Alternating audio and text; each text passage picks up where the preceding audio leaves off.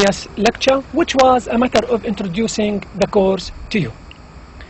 As I said last time, discourse analysis will enable us to reveal, to make it clear, it means, to reveal, to make it clear, to make it seen by people, not hidden,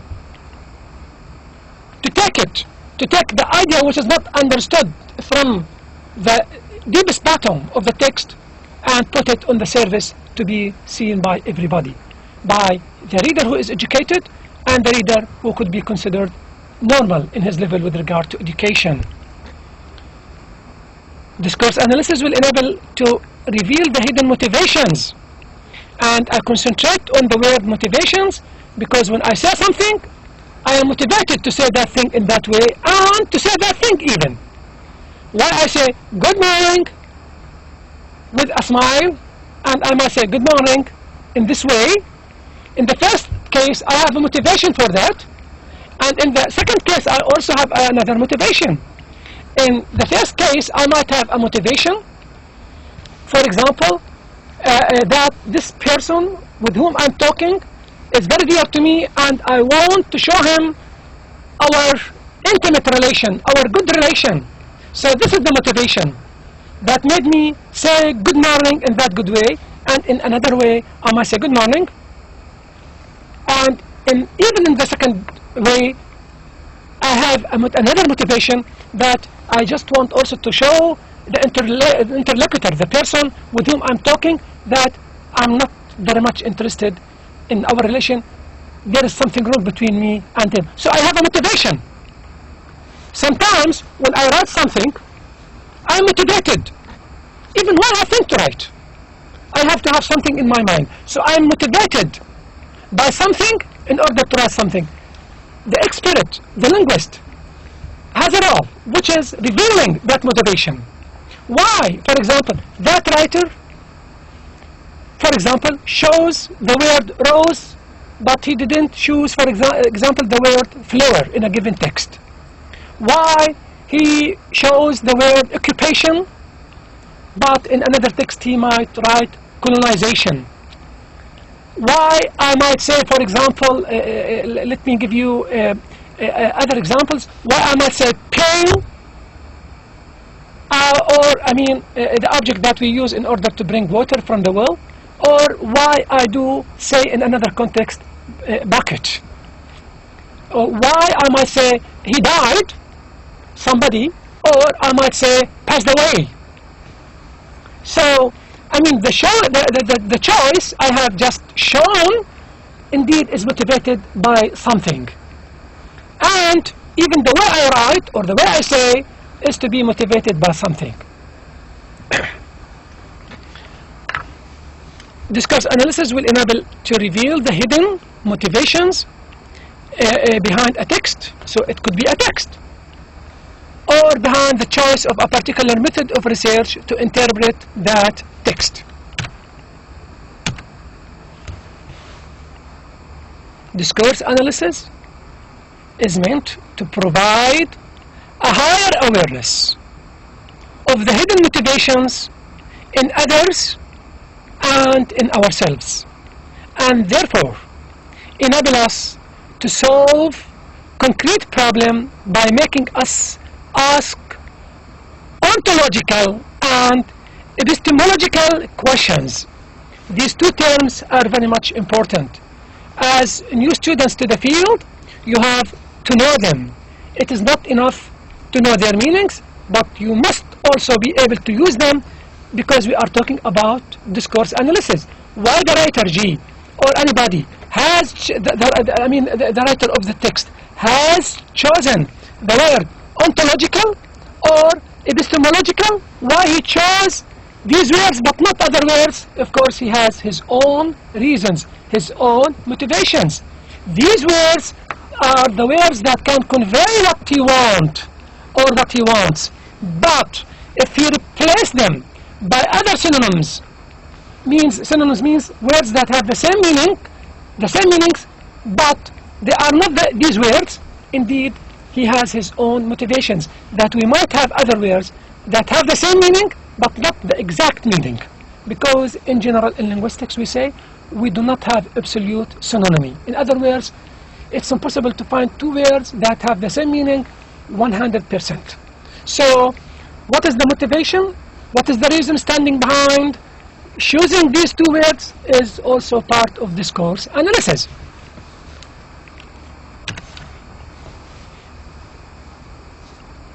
Though critical thinking about the analysis of texts is as ancient as mankind, though critical thinking, analyzing about the analysis of a text, or texts, is as ancient as mankind, discourse analysis is perceived as the product of post-modern period.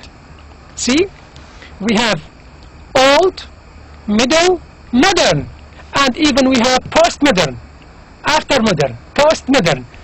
Most of the people till now think that though critical thinking about the analysis of text is an ancient as mankind, very old. Discourse analysis started so many years ago, hundreds of years ago, but in general, discourse analysis is perceived as the product, a new subject, a new topic, a new field of study that is found only in the post-modern period. So it's perceived, is seen as the product of post-modern period. Postmodern, I have explained it. Post is pre, modern, another word, postmodern, after modern period. In Arabic we call it حداثة, just to make it clearer. عصر الحداثة, for example. Discourse analysis. From today on, we might not say discourse analysis, but instead we might choose the acronym DA.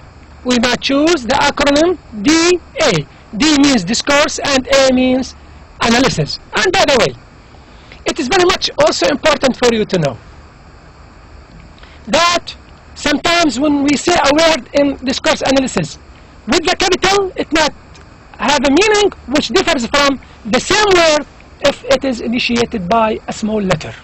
For example, I might say conversation. If it is with the small c, it might mean something different from if it is considered a word which is initiated by the capital D, by the capital C. So conversation with capital C, it might have another meaning. Conversation with a small c, it might mean a conversation between two persons, Ahmed and Ali, for example.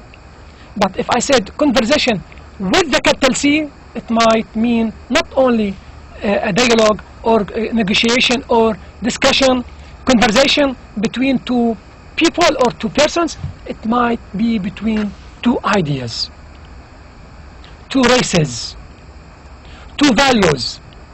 For example, I might say the conversation between, for example, a black American and white American.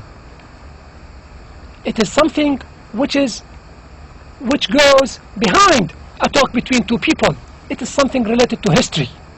So it is a dialogue or a conversation started at least 300 years ago between these two concepts, being the one who belongs to that group or to that group in general.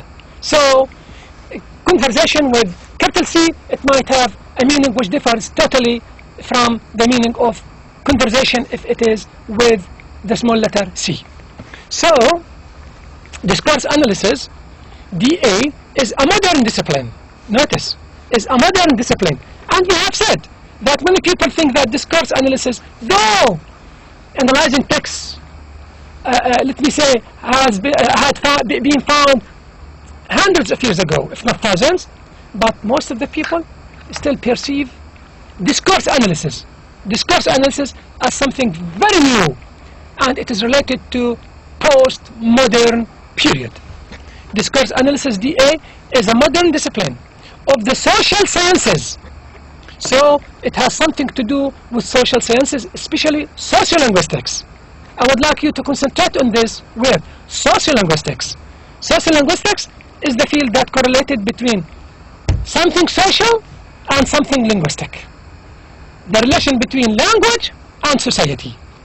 To a great extent, the way we speak, the way we write, has something to do with the society we live in. So discourse analysis is a modern discipline of the social sciences that covers a wide variety of different sociolinguistic approaches. This word is very much important. Sociolinguistic approaches.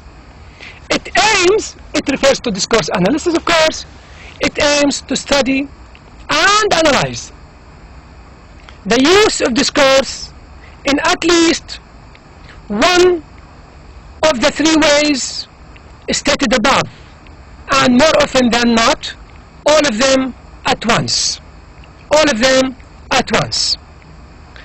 Analysis of discourse looks not only at the basic level of what is said, but takes into consideration the surrounding social and historical context. Let me make this point clearer. The word sociolinguistics is very much important to this field.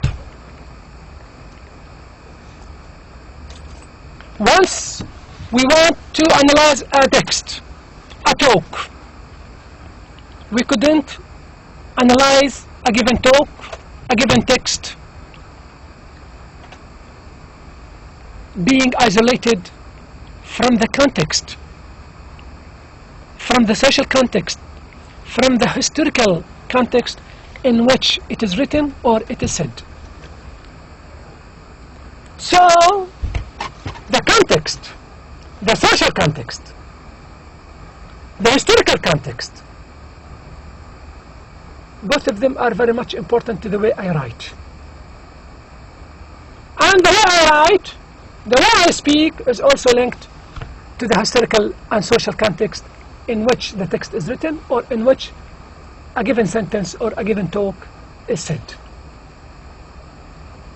So, if I want to analyze a text, I have to have in my mind, I have to take into consideration the surrounding social and historical context.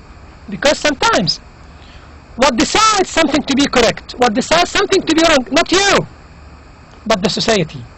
Because sometimes what I do right here could be seen as something so beautiful.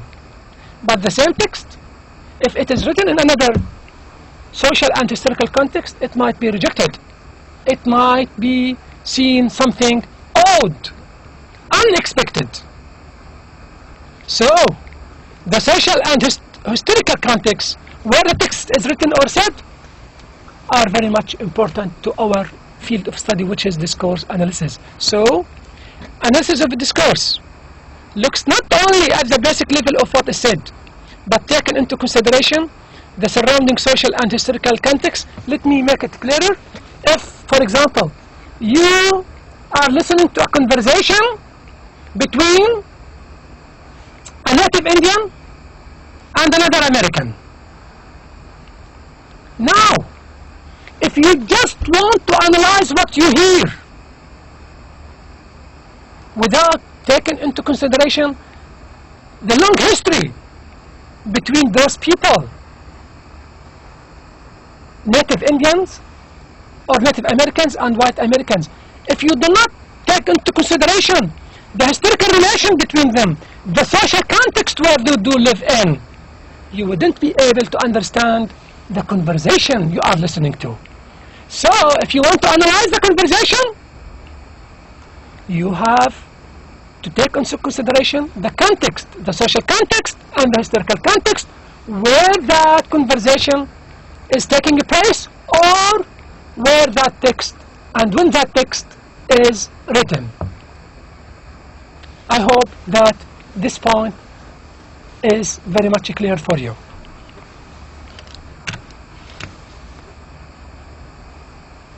Let me give you this good example.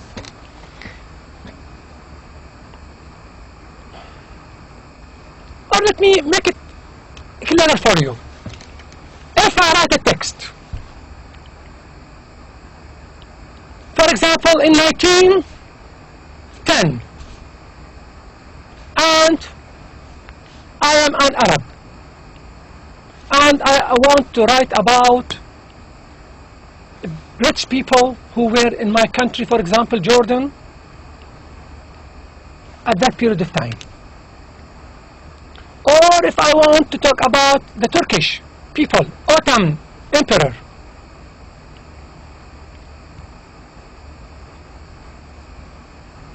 if I want to talk about that period of time, Ottomans, who were in our countries almost 80 years ago, or the British who were here in my country, for example, Jordan. As an Arab, as a Jordanian, I might write the word occupation to describe the existence of those people at that time. But if a British person is talking about the same thing and he lives in England, he wouldn't say occupation, he would say colonization. So the choice of the word depends on my knowledge, my awareness to the historical and social context. If I am an Arab, I would use occupation, for example, to describe the same event, the same thing. And the word colonization might be used by a European person in order not to give a negative concept, a negative meaning to their being in our countries, for example, 80 years ago. So, making the distinction between whether a person is described as colonization, of course colonizer in this case, or occupation, is something DA would look at whilst considering the implications of each term. The implications means what? Colonization, it has some implications. Occupation, it has other implications. So I would take into consideration all of these words, making the distinction between whether a person is described as a colonizer or he is the one who is occupied instead of colonized is something DA would look at. For example, an Indian is or was occupied by the British 80 years ago. But if a British wants to say the same thing, he would say colonized, because it doesn't have that negative meaning. So the use of words are very much important, and it is part of our analysis to the text. Why I use the word rose in a given text, in another text I might say flower. So I have something in my mind. Why I might say somebody died, and I might say in another context somebody has passed away. It has another meaning as well.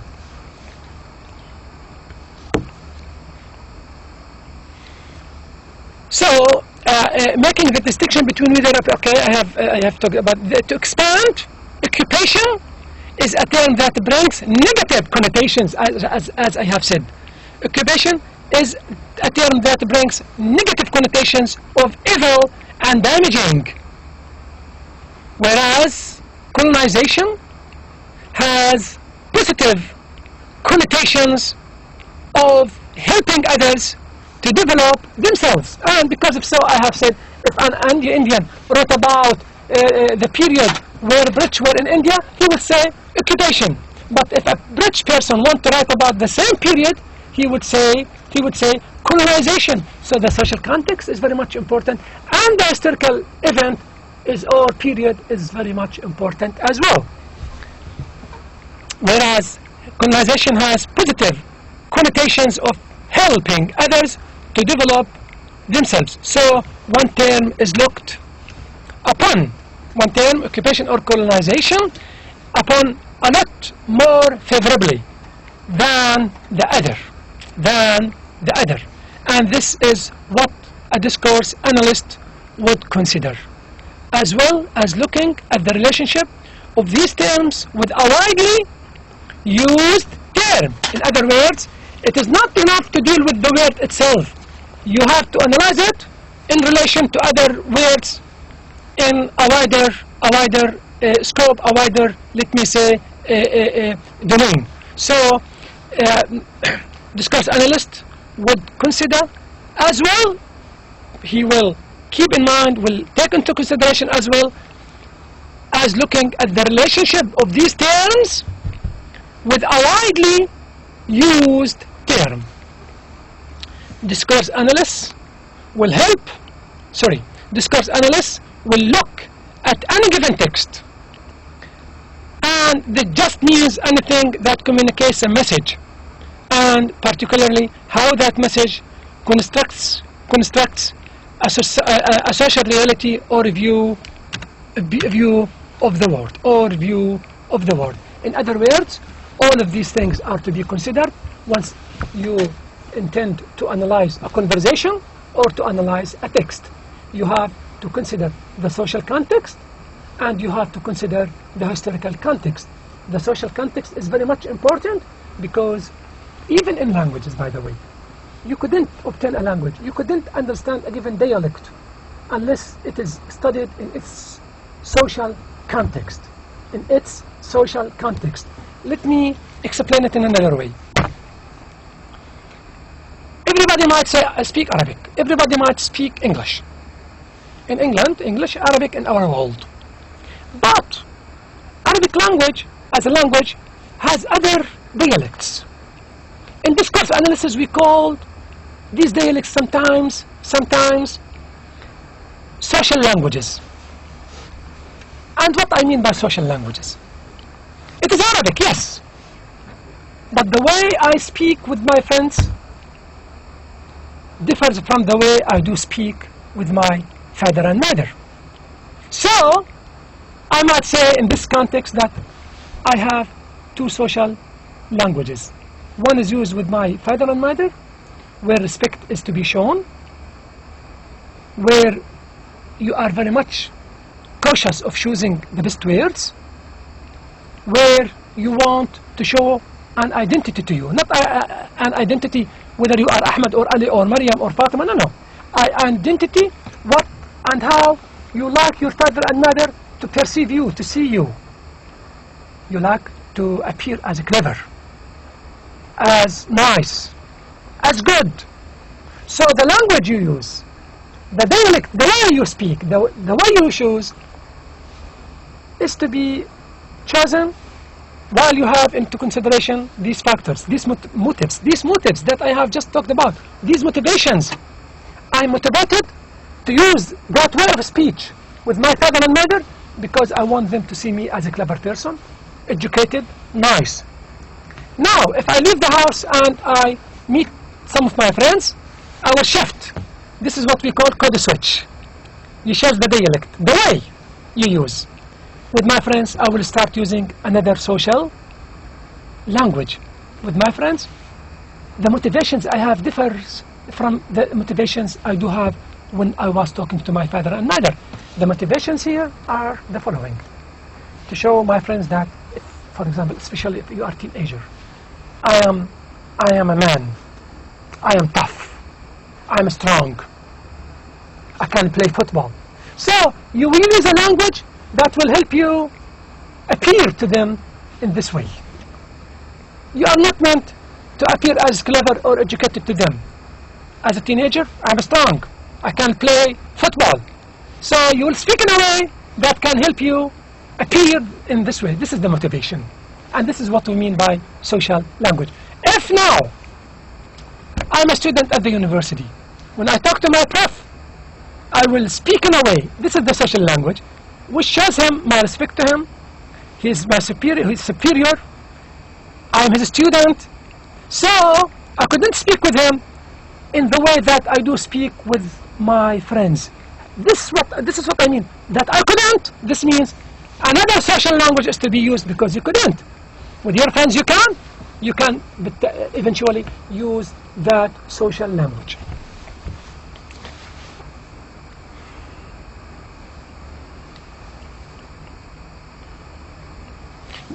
Discourse analysts will look at any given text, and this just means anything that communicates a message, and particularly how that message constructs a social reality or a view of the world.